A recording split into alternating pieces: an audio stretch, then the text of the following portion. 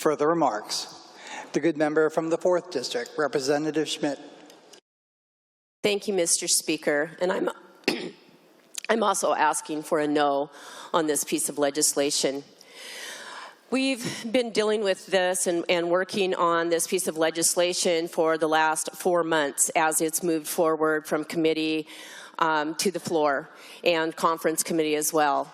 And the information that we have gathered during that time has indicated a devastating consequences to our state.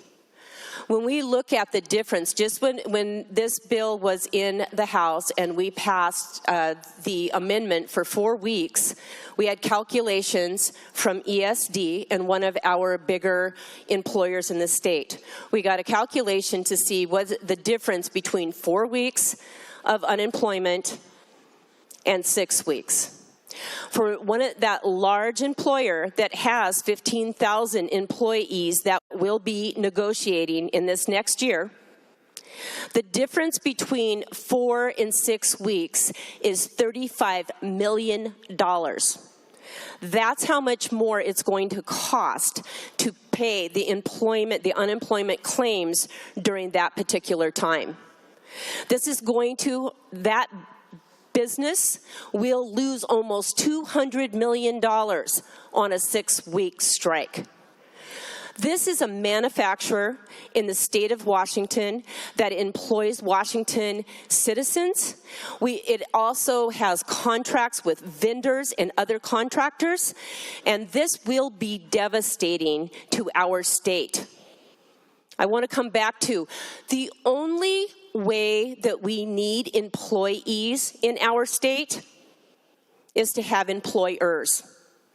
If we don't have employers and they are not economically sound, then we don't need employees. And this is what we are going to destroy businesses. I'm talking about a large business, but I have heard from businesses all over this state. In particular, I have heard from the hospitals in my district. The hospitals in my district are going to negotiate this year as well. They have 1,200 nurses. They're telling me 14 days will financially devastate the hospitals. There's other things than just replacing those nurses. They'll have added security. They're going to have to do background checks for the people they bring in. And we just increased the service charge on traveling nurses. So this is a devastating legislation. Also want to point out that we've heard in committee that this is being proposed by several states, and several states are moving towards this. We have 2 states in the United States that this... Unfortunately, the good member's time has expired.